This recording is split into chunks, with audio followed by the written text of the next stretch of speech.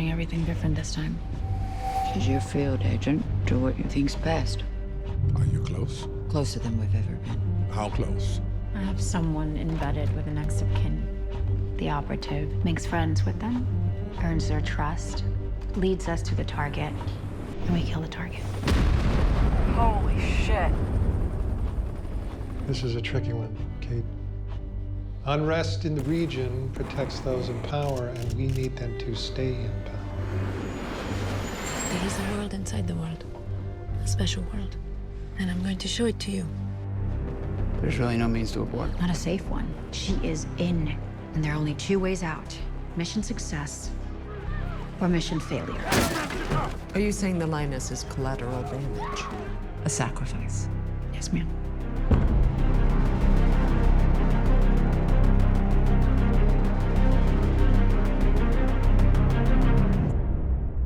Lioness is an actual program that the United States Special Forces was operating in Iraq and Afghanistan and really who knows where else. And I was so fascinated by it as I began researching, I realized that it was a world that truly no one knows about. And this is a deep dive into geopolitics and in the way with which espionage and the military have blurred. And it was a fascinating look into the moral quandary of what does one do when they have discovered someone who is responsible for the death of many Americans or the death of many other innocent people. Who is the terrorist and what is terrorism?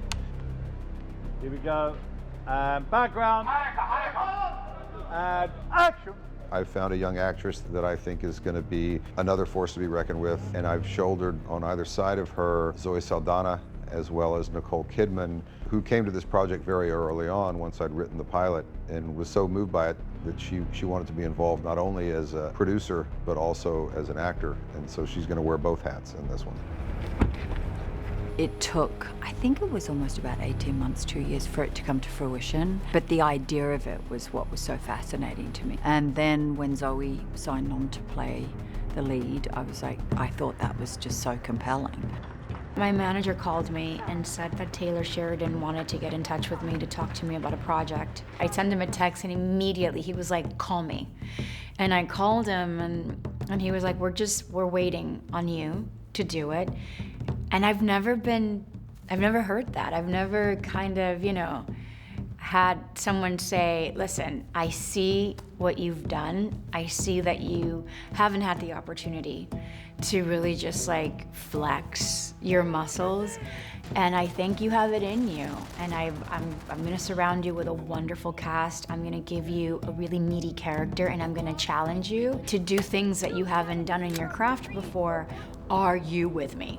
And I said, yeah, but wait, I have to finish Guardians of the Galaxy and then I just kind of have to take a month off with my husband and my children. And he was like, do what you gotta do. We're gonna be available this year at this time, second quarter, hop on. And I did.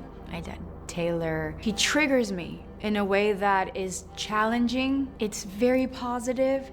It's scary and exciting. But what I liked the most is that even in our banter, and he's passionate, but he's extremely creative and collaborative in the process of putting a story together and what you're adding to a character. And I felt like if I join, I want to be an executive producer because I just want to have the kind of control that I've never felt before.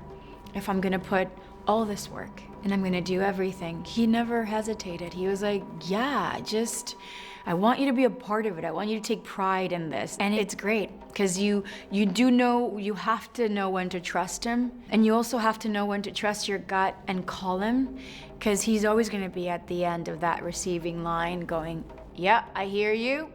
Let me see what I can do. So being an executive producer on a Taylor Sheridan show is very empowering. I wasn't gonna be in it.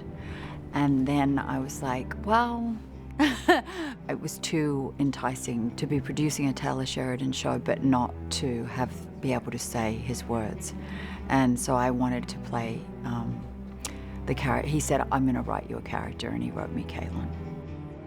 I'm sort of involved in shaping my character and shaping the feel of the series, and also the directors. We wanted, you know, Hillcoat was such a good choice because John is Australian, but I loved his work, and the idea of him doing the first episode was really exciting, and then he signed on to do more. And I think as the cast grew, and then, you know, we had people like Michael Kelly and Morgan Freeman, and suddenly it was like, wow, this show is really, really cool. And I love it when a show just finds its own way, and then it snowballs, and then suddenly, yeah, we're going to actually make this. This is the first time that the character that I'm stepping into doesn't need the physical transformation. It was more of a mental transformation. There were just endless conversations, listening to audiobooks about the CIA, the history of the CIA, women in the CIA. You know, once John Hillcoat joined us as our overall director, you know, he's just really great in backstory. So sharing just all the insight that he was collecting was incredibly insightful. As I read more and more about it, I was amazed at I'm so not that person.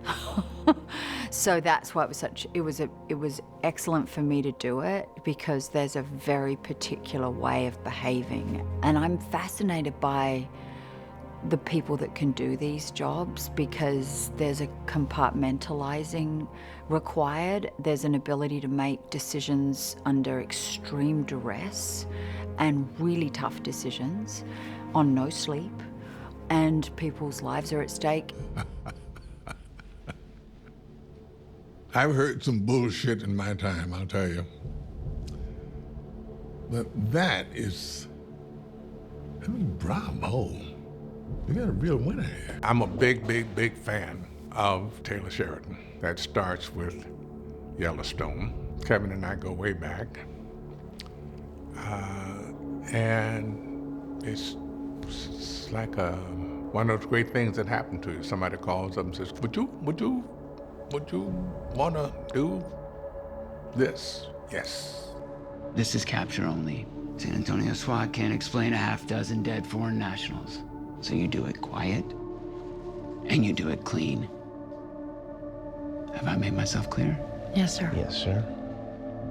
Kyle, you're dismissed. Personally, I was just so flattered that I was invited to come play, you know? It's like, oh, this is awesome. You know, one of those ones where, you know, a lot of times as actors, we do these jobs and you don't know what it's gonna be. You can go into a Taylor Universe show and you know what it's gonna be. You know it's gonna be, you know, top quality, the greatest people, that from production designers to cinematographers to actors to, there's something about him that everybody wants to come play in this world. I shared a makeup trailer with Zoe, and I just adore that woman. I was so excited every morning to see her, because she's lovely. And just all of the cast, we were in Mallorca together, so we were able to bond, but the people were such a huge part of what made this show so good for me. It was a great ensemble. Action. I got involved in this project when I got an email from my agent, and then I saw Taylor Sheridan's name, and I saw Zoe Saldana's name, and before even reading it, I was like, yes, immediately sold.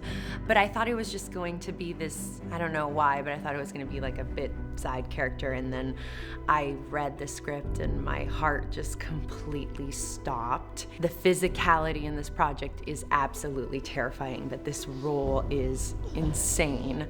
Whoever gets this is just going to be completely life-changing. That's 19, recruit! You want to break a record for me? Yes, sir! Stop fucking calling me sir! Yes, Sergeant! Come on, come on! I think my heart is very similar to Cruz's. She is very vulnerable, very sensitive, feels things very deeply. I think the areas where I differ from Cruz is I'm a little bit more social than Cruz. I probably like to shop a little bit more than Cruz. Cruz is definitely a lot more serious and a little more hard than I am. It was really hard to navigate back and forth between the two worlds. I just try to use it as much as possible and think, hey, people in this situation probably feel this way. I mean, I would have one day where I was raiding a house with the guys, and then the next day I was dressed in Prada head to toe shopping. And that's how we would shoot it. And so it sometimes would get kind of, you know, confusing, and you'd feel sort of lost between these two worlds. So I really just try to use it, which is what I read in interviews or books or the documentaries that I saw anyways. It gets confusing, and I feel like it's okay to use that. You're my excuse to escape. But first come meet my mother.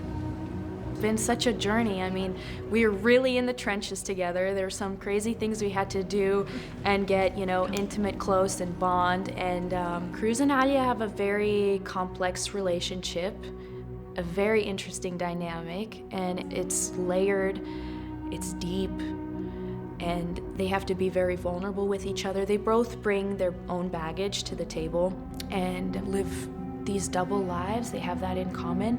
And they get to know each other very fast, and there's an instant chemistry, and I think that's the beautiful, captivating part to see on screen.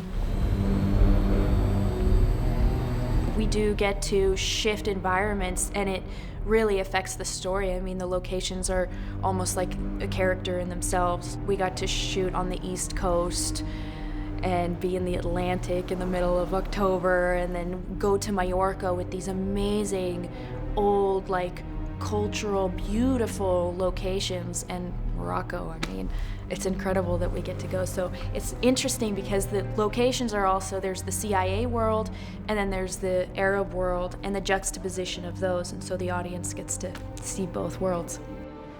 I need to present the options. She's out of options, Neil. Oh, you want to tell her parents that? You want to tell them their 6-year-old doesn't have a migraine, she's got a tumor the size of a fucking baseball? I think that's my favorite thing about being an actor, is I get to learn a little about a lot of things and a lot of different jobs, and, you know, sort of having some awareness of what their day looks like, you know, makes me appreciate them so much more. My sister is a medical professional. She's a PA, and she went to school with Dr. Russell Ward. And he is a surgical oncologist. And I was able to drive up and sit down with him and talk about what his day-to-day looks like. And we were going over the script, and he was saying how incredibly accurate the writing was and the emotion of my character's feeling. And that felt very cool, because I was like, we're in the right place here. And I think it's also fascinating that, you know, he's got this day, and you go to work, and you're saving lives or not being able to save lives. But what is that like when you come home? How do you decompress? How do you feel? Does that affect your interactions with your wife? Does that affect interactions with your children? Do you see them differently because you know how life can be taken from you like that? I'll get us another. Taylor said something really powerful. He said, this is also a love story. He's like, I can't show you hopeless scenarios based on real life and then show you hopeless scenarios in people's everyday life. Because then it's like, what the fuck are we doing this for? And he goes, I want the hope of those two people that met in college, Neil and Joe. She had already chosen her path, and so did he. And in reality, in their own respective ways, they are people of service. Dave saves lives in hospitals as an oncologist, and she saves lives as a paramilitary person in service that runs the Lioness program. They know that their duties come first over their own personal lives. They've accepted this. So that said, the only way they can make it work is by being completely honest on where they're at. There is no bullshitting. I can't fucking do this anymore. Make that decision on a Saturday when the kid's not in track shape and there's not a plane waiting, okay? Decision's been made. I think the marriage to Joe is probably one of my favorite things that stood out when I was reading the pilot. You know, there's all the CIA stuff and the Lioness program, but I thought it was really interesting, that this marriage. My favorite line in terms of, I think, showing of what this marriage is or what it could be was when, you know, she comes out of the shower and he's in bed, hasn't seen her in 6 months, and he says, are you seeing anybody? You seeing anyone? Not really. You? Just, to feel something. Anything. That's what I meant by not really. And I thought that was a really, I was like, what is that? What's the story there? Do you have a mirror under there? I know this Vegas magician shit you're pulling. Just and they good. Chief, she's cheating at cards again. What am I, 0 for 7, 0 for 18 now? Stop cheating, Bobby. Bobby is the leader of a quick reaction force, and I think it tells you a little bit already that she's a female and she's a leader of a bunch of guys and a bunch of badass guys. And so Bobby, I think what makes her a really good leader is she's hyperly focused on the mission, and she's able to take the emotion out of it. And for a woman, that's difficult because we as women are emotional creatures. That's, I think, a lovely thing about a woman. But for a woman in her position, that can't be. So Bobby is really good at separating all of that. Ain't this job the fucking best? And staying focused. She's someone you can trust. She is loyal. She likes to play with the boys. Bobby may have been in a couple bar fights in her life. Hey, motherfucker! But I will say this, you definitely want to be in the foxhole with her. You don't want to have her as an enemy. See you. Don't fucking do it. Bobby, she's like our kind of team leader, and she's one of the guys. We mess around, we'd still be ourselves, play around. There's that episode where we're, we got the airsoft and we're, that whole thing. The fuck did I say? When the director says cut, the level of foolishness that goes on between all of us, and it's such a professional crew, it's such a professional cast. Everyone shows up prepared, everyone knows their stuff, everyone knows how they differ and where they fit into the story, but we have so much fun together. And it's just a good environment, a good place to come to work every day.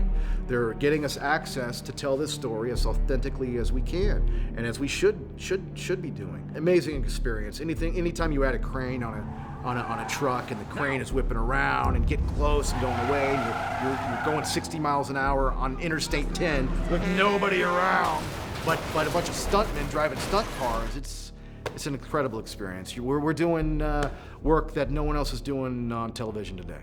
With all due respect, Secretary, if you didn't want him killed, maybe you should have taken his name off the top of the kill list. When I took the job, I didn't know that Morgan and Bruce and Jennifer were going to be filling out that cast in the White House Situation Room.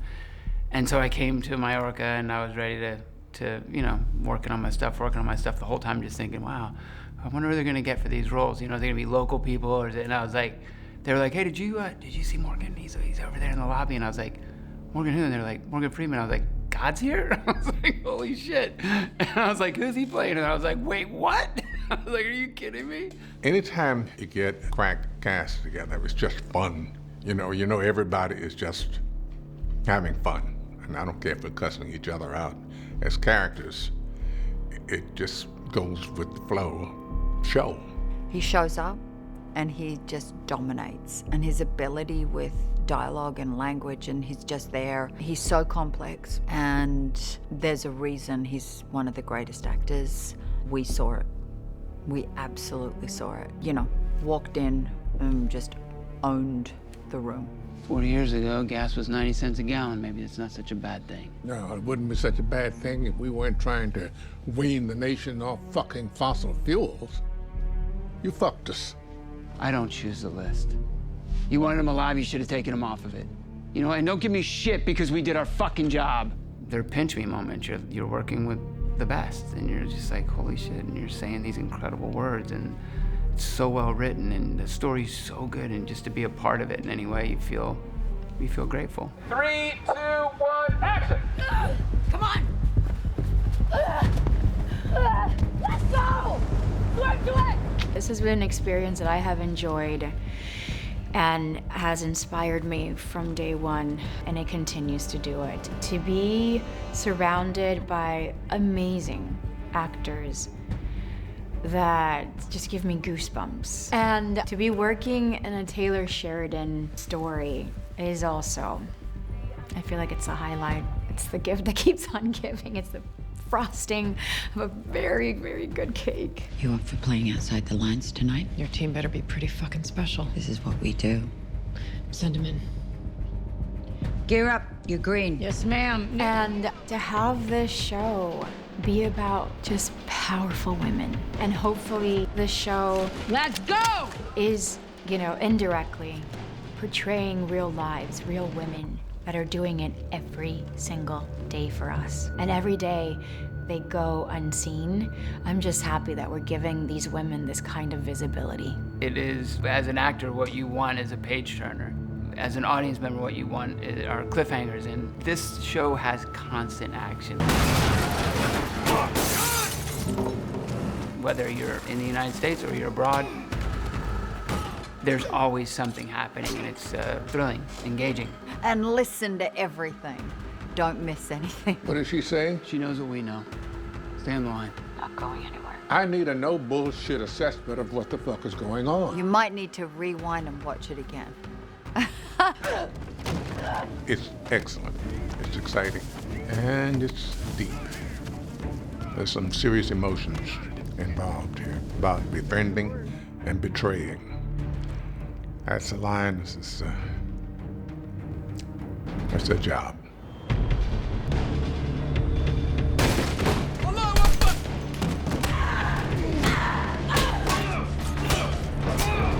You need to remember what you're fighting for.